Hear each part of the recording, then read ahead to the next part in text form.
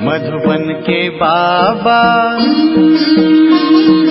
मधुबन के बाबा मुरली वाले, आपका क्या कहना,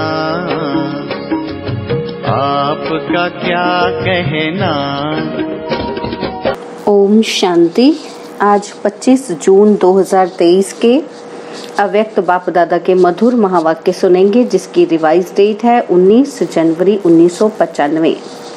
मुरली का सार है, ब्रह्मा बाप के कदम पर कदम रख, आज्ञाकारी और सर्वंश त्यागी बनो। तो चलिए प्रेम और एकाग्रता से सुनते हैं आज के अव्यक्त महावाक्य। आज बेहद का बाप दादा अपने बेहद के सेवा साथियों को देख रहे हैं। दो प्रकार के साथी हैं, एक है स्नेह संबंध का साथ निभाने वाले और दूसरे हैं स्नेह संबंध और सेवा का साथ निभाने वाले। दोनों प्रकार के साथियों को देख रहे हैं, चाहे विश्व के लास्ट कोने में भी हैं, लेकिन बाप दादा के सामने हैं। बाप दादा और बच्चों का वायदा है कि कहीं भी रहेंगे, जहां भी हैं, लेकिन सदा साथ हैं। ये ब्राह्मण जीवन आदि से अंत तक बाप और बच्चों का अविनाशी साथ है। चाहे बच्चे साकार में हैं और बाप दादा आकार निराकार है, लेकिन अलग हैं क्या? नहीं है ना? तो दूर हो या समीप हो, ये दिल की समीपता साकार में भी समीपता अनुभव कराती है। चाहे किसी भी देश में है, लेकिन दिल की समीपता साथ का अनुभव कराती है। अलग हो ही नहीं सकते, असंभव है। परमात्मा वायदा कभी टल नहीं सकता। परमात्मा वायदा भावी बन जाता है तो भावी टल नहीं सकती, इसलिए सदा समीप है, सदा साथी हैं और साथी बन हाथ में हाथ साथ लेते हुए कितने मौज से चल रहे हैं। मौज है कि मेहनत है? थोड़ी थोड़ी मेहनत है। जब कोई बात आ जाती है तो बाप किनारे हो जाता है। कोई बात को नहीं लाओ तो बाप नहीं जाएगा। बात बाप को किनारे करती है। जैसे बीच में कोई पर्दा आ जाए तो पर्दा आने से किनारा हो जाता है ना, तो ये बात रूपी पर्दा बीच बीच में आ जाता है।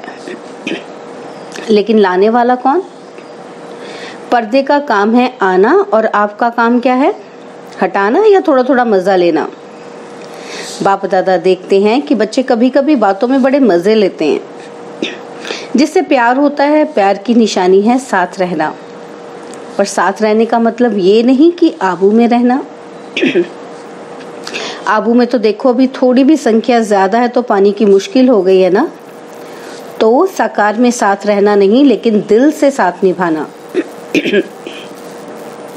अगर दिल से साथ नहीं निभाते तो मधुबन में होते हुए भी दूर हैं और लास्ट देश में रहते भी दिल से समीप हैं, तो वो साथ है। इसलिए बाप दादा को दिलाराम कहते हैं, शरीर राम नहीं कहते।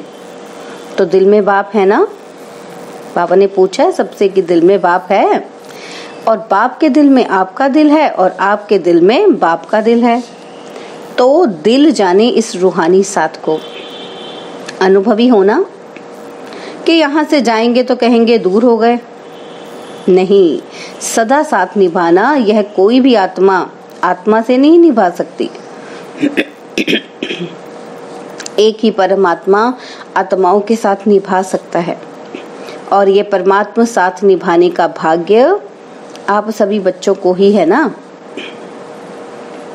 तो आज पूरे हॉल में भाई बहनें पट पर बैठे हुए हैं, तो बाबा कहते बहुत अच्छी सीन है। बाप दादा को आज की सभा का दृश्य देख करके यादगार याद आ रहा है। यादगार में रुद्रमाला दिखाते हैं, उसमें सिर्फ फेस दिखाई देते हैं, शरीर नहीं दिखाई देते। तो यहाँ से भी सिर्फ फेस ही दिखाई दे रहे हैं, बाकी कुछ दिखाई नहीं देता। तो रुद्रमाला का यादगार दिखाई दे रहा है। एक के पीछे एक बैठे हैं ना, तो शरीर छिप गए हैं, फेस दिखाई दे रहे हैं। ये है स्नेह का प्रत्यक्ष स्वरूप। ब्रह्मा बाप से सभी का स्नेह है, तभी तो आए हो ना। और कहलाते भी हैं सभी ब्रह्मा कुमार और ब्रह्मा कुमारी हो। शिव कुमार शिव कुमारी नहीं कहते। तो ब्रह्मा बाप से ज्यादा प्यार है ना, और ब्रह्मा बाप का भी सदा बच्चों से प्यार है। तभी तो अव्यक्त होते भी अव्यक्त पालना कर रहे हैं। अव्यक्त पालना मिल रही है ना? या आप कहेंगे कि हमने ब्रह्मा बाबा का अनुभव ही नहीं किया है? ब्रह्मा कुमार ब्रह्मा कुमारी कहलाते हो तो क्या बिन बाप की पालना के पैदा हो गए? और ब्रह्मा बाप की पालना नहीं होती तो आज सिर्फ निराकार बाप की पालना से यज्ञ की रचना और यज्ञ की वृद्धि नहीं होती। डबल फॉरेनर्स को ब्रह्मा बाप की पालना मिलती है ना? तो उत्तर में क्या कहा? हाँ जी। तो देखो, फॉरेन में बाप आ जाता है तो इंडिया में नहीं करता है क्या? तो उल्हाना तो नहीं देंगे ना कि बाबा हमने देखा ही नहीं। सदा मिलते, सदा देखते, सदा साथ रहते हैं। साकार शरीर में, साकार रूप में तो सदा साथ नहीं दे सकते, लेकिन अव्यक्त रूप में सभी को साथ दे सकते हैं। जब चाहो मिलन के दरवाजे खुले हुए हैं। अव्यक्त वतन में नहीं कहेंगे कि अभी जगह नहीं है, अभी टाइम नहीं है, नहीं। देह में देह के बंधन है और अव्यक्त में ना देह का बंधन है, ना देह की दुनिया के कायदों का बंधन है। यहाँ तो कायदे रखने पड़ते हैं ना कि आगे बैठो, पीछे बैठो। अभी भी समय प्रमाण बहुत बहुत बहुत भाग्यवान हो, फिर भी बैठने की जगह तो मिली है ना। फिर तो खड़े रहने की भी जगह मुश्किल होगी, क्योंकि आप सभी को औरों को चांस देना पड़ेगा। अभी तो आप लोगों को चांस मिला है। जैसे अभी देखो, मधुबन वालों को चांस देना पड़ा ना, क्योंकि मधुबन निवासी कहाँ बैठ के मुरली सुन रहे हैं? पांडव भवन में, और बाकी बच्चे हॉल में सम्मुख बाबा के सामने। तो ये भी प्यार का परिवार का ही प्यार है ना। परिवार के लिए मधुबन निवासियों का प्यार है, तो वो पीछे हो गए। तो ब्रह्मा बाप से प्यार अर्थात बाप समान बनना, निराकार के समान बनना, वो थोड़े समय का अनुभव करते हो। लेकिन ब्राह्मण सदा ब्रह्मा बाप ब्रह्माचारी, जो ब्रह्मा बाप का आचरण वो ही सर्व ब्राह्मणों का आचरण अर्थात कर्म। उच्चारण भी ब्रह्मा बाप समान है, आचरण भी ब्रह्मा बाप समान है, जिसको कहते हो फॉलो फादर। तो ब्रह्मा बाप के हर कदम पर कदम रखना, इसको कहा जाता है फॉलो फादर। तो ब्रह्मा बाप ने बाप की श्रीमत पर पहला कदम क्या उठाया? पहला कदम आज्ञाकारी बने। जो आज्ञा मिली उसी आज्ञा को प्रत्यक्ष स्वरूप में। तो चेक करो कि आज्ञाकारी के पहले कदम में फॉलो फादर है। अमृत वेले से लेकर रात तक मनसा वाचा कर्मणा संबंध संपर्क में जो आज्ञा मिली हुई है उसी आज्ञा प्रमाण चलते हैं कि कोई आज्ञा पालन होती है और कोई नहीं होती। संकल्प भी आज्ञा प्रमाण है कि मिक्स हैं। अगर मिक्स हैं तो फुल आज्ञाकारी हैं या अधूरे आज्ञाकारी हैं। हर समय के संकल्प की आज्ञा स्पष्ट मिली हुई है। अमृत वेले क्या संकल्प करना है ये भी स्पष्ट है ना। तो फॉलो करते हो कि कभी परम धाम में चले जाते हो और कभी निद्रा लोक में चले जाते हो। हर कर्म में हर समय कदम पर कदम है, ये चेक करना है। बाबा कहते हैं कि हर कर्म में हर समय में कदम पर कदम है। ब्रह्मा बाप जैसा है, बाप का कदम एक और बच्चे का कदम दूसरा हो तो उसे आज्ञाकारी नहीं कहेंगे ना। चाहे परमात्मा में चाहे व्यवहार में, दोनों में जो जैसी आज्ञा है वैसे आज्ञा को पालन करना। इसकी परसेंटेज चेक करो। चेक करना आता है? बच्चों से पूछा बाबा ने कि चेकिंग करनी आती है? तो पहला कदम आज्ञाकारी बने, इसलिए आज्ञाकारी को सदा बाप की दुआएं स्वतः मिलती हैं और साथ साथ ब्राह्मण परिवार की भी दुआएं हैं। तो चेक करो कि जो भी संकल्प किया, चाहे स्व के प्रति, चाहे सेवा के प्रति, चाहे स्थूल कर्म के प्रति या अन्य आत्माओं के प्रति, उसमें सबकी दुआएं मिली, ये चेक करना है। क्योंकि आज्ञाकारी बनने से सर्व की दुआएं मिलती हैं, और यदि दुआएं मिल रही हैं तो उसकी निशानी है कि दुआओं के प्रभाव से दिल सदा संतुष्ट रहेगी, मन संतुष्ट रहेगा। बाहर की संतुष्टता नहीं, लेकिन मन की संतुष्टता। और मन की संतुष्टता यथार्थ है या मियाँ मिट्ठू है, इसकी निशानी। अगर यथार्थ रीति से यथार्थ आज्ञाकारी हैं, दुआएं हैं, तो सदा स्वयं और सर्व डबल लाइट रहेंगे। अगर डबल लाइट नहीं रहते तो समझो मन की संतुष्टता नहीं। बाप की व परिवार की दुआएं भी नहीं मिल रही हैं। परिवार की भी दुआएं आवश्यक हैं। ऐसे नहीं समझो कि बाप से हमारा कनेक्शन है, बाप की तो दुआएं हैं, परिवार से नहीं बनता तो कोई हर्जा नहीं। तो पहले भी सुनाया है कि माला में सिर्फ युगल दाना नहीं है, उससे माला नहीं बनती। तो माला में आना है, इसलिए पूरा लक्ष्य रखो कि हर एक आत्मा मुझे देखकर खुश रहे, देख करके हल्के हो जाएं, बोझ खत्म हो जाएं। तो दिल की संतुष्टता व आज्ञाकारी की दुआएं स्वयं को भी लाइट और दूसरों को भी लाइट बनाएंगी। इससे समझो कि आज्ञाकारी कहाँ तक है। जैसे ब्रह्मा बाप को देखा कि हर एक छोटा बड़ा संतुष्ट होकर खुशी में नाचता। नाचने के टाइम तो हल्के होंगे ना, तभी तो नाचेंगे ना। चाहे कोई मोटा है लेकिन मन से हल्का है तो भी नाचता है, और पतला है लेकिन भारी है, मन से भारी है तो नहीं नाचेगा। तो बोल ऐसे हों जो स्वयं भी अपने आप से संतुष्ट हों और दूसरे भी संतुष्ट रहें। ऐसे नहीं कि हमारा तो भाव नहीं था, हमारी तो भावना नहीं थी, लेकिन भाव और भावना पहुंचती क्यों नहीं? अगर सही है तो दूसरे तक वाइब्रेशन क्यों नहीं जाता है? कोई तो कारण होगा ना। तो चेक करो कि दुआओं के पात्र कहाँ तक बने हैं। तो जितना अभी बाप और ब्राह्मण आत्माओं की दुआओं के पात्र बनेंगे, उतना ही राज्य के पात्र बनेंगे। अगर अभी ब्राह्मण परिवार को संतुष्ट नहीं कर सके तो राज्य क्या चलाएंगे? राज्य को क्या संतुष्ट करेंगे? क्योंकि ब्राह्मण आत्माएं आपकी रॉयल फैमिली बनेंगे। तो जो फैमिली को संतुष्ट नहीं कर सकते वो प्रजा को क्या करेंगे? संस्कार तो यहीं भरना है ना, कि वहां योग करके भरेंगे? यहीं भरना है। अगर वर्तमान ब्राह्मण परिवार में कारण का निवारण नहीं कर सकते, कारण ही करते रहते हैं, तो जहां कारण है वहां निवारण शक्ति नहीं है। अगर परिवार में निवारण शक्ति नहीं तो विश्व के राज्य को क्या निवारण करेंगे?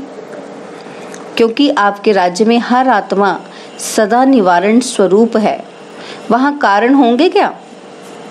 जैसे अभी राज्यसभा में कारण बताते हैं ना कि ये कारण है, ये कारण है, ये कारण है, वहां ऐसे राज्य दरबार होगी क्या? वहां तो सिर्फ खुश खैराफात पूछेंगे। सिर्फ दरबार नहीं है, लेकिन बहुत अच्छा मिलन है। तो कारण कहकर अपने को दुआओं से वंचित नहीं करो। ब्रह्मा बाप ने कारण को निवारण किया, इसलिए नंबर 1 हुआ। बाप दादा के पास सभी के कारणों की फाइल ही इकट्ठे होती है। तो सभी के फाइल हैं, किसी का छोटा किसी का बड़ा फाइल है। तो अभी भी फाइलें रखी हैं। फाइल बढ़ाते रहना है या रिफाइन होना है? तो आज से फाइल सब खत्म कर दें, फिर दूसरा नया फाइल तो नहीं रखना पड़ेगा। अगर नया फाइल रखा तो फाइन पड़ेगा। सोच लो, बोलो खत्म करें कि थोड़ा दिन रखें? शिवरात्रि तक रखें? जो समझते हैं शिवरात्रि तक थोड़ी मार्जिन मिलनी चाहिए, तब तक पुरुषार्थ करके रिफाइन हो जाएंगे, वो हाथ उठाओ। फिर कुछ बच्चों ने हाथ उठाया तो बाबा कहते अच्छा है, हिम्मत रखना भी अच्छी बात है, लेकिन सिर्फ अभी हिम्मत नहीं रखना। ऐसे तो नहीं कि बाप दादा के सामने थे तो हिम्मत थी, नीचे उतरे तो हिम्मत थोड़ी कम हो गई, और अपने देशों में गए तो और कम हो गई, कोई बात आई तो और ही कम हो गई। ऐसे तो नहीं करेंगे। देखो, जब कोई भी कारण सामने आता है और कारण के कारण हिम्मत कम होती है, कमजोरी आती है, और जब वो बात समाप्त हो जाती है तो अपने ऊपर शर्म आती है ना, अपने ऊपर संकोच होता है कि ये अच्छा नहीं किया, ये अच्छा नहीं हुआ, और ऐसा करके और फिर पश्चाताप करें तो ये तो आपकी प्रजा का काम है कि आपका काम? पश्चाताप वाले क्या राजा बनेंगे? तो सोचो, साक्षी स्थिति के सिंहासन पर बैठ जाओ और अपने आप को ही जज करो। अपना जज बनना, दूसरे का जज नहीं बनना। दूसरे का जज बनना सभी को आता है। दूसरे का जज बहुत जल्दी बन जाते हैं और अपना वकील बन जाते हैं। तो साक्षीपन के सिंहासन पर अपने आप का निर्णय बहुत अच्छा होगा।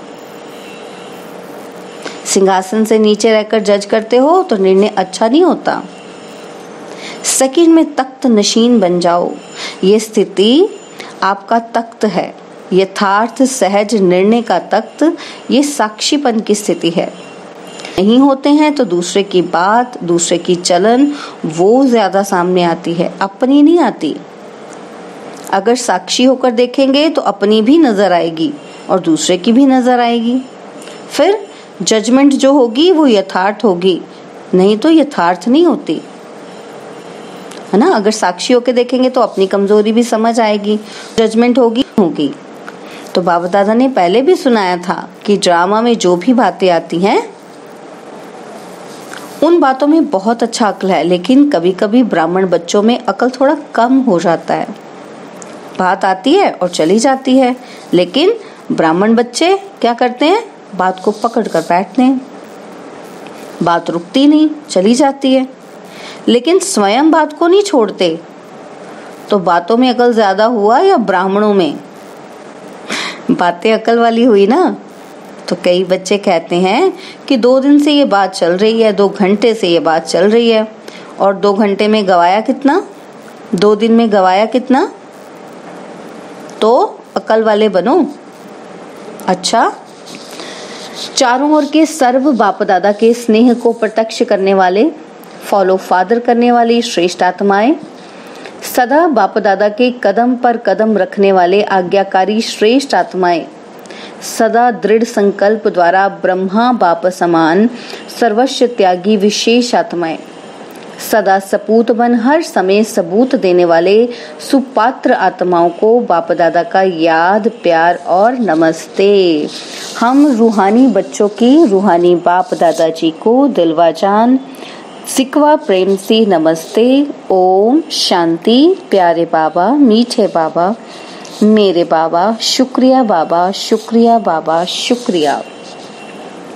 बाबा ने आज वरदान दिया कि ब्रह्मा बाप के कदम पर कदम रख, हद को बेहद में समाने वाले बेहद के बादशाह बह। ब्रह्मा बाप के कदम पर कदम रख, हद को बेहद में समाने वाले बेहद के बादशाह भव। फॉलो फादर करना अर्थात मेरे को तेरे में समाना, हद को बेहद में समाना। अभी इस वक्त इस कदम पर कदम रखने की आवश्यकता है।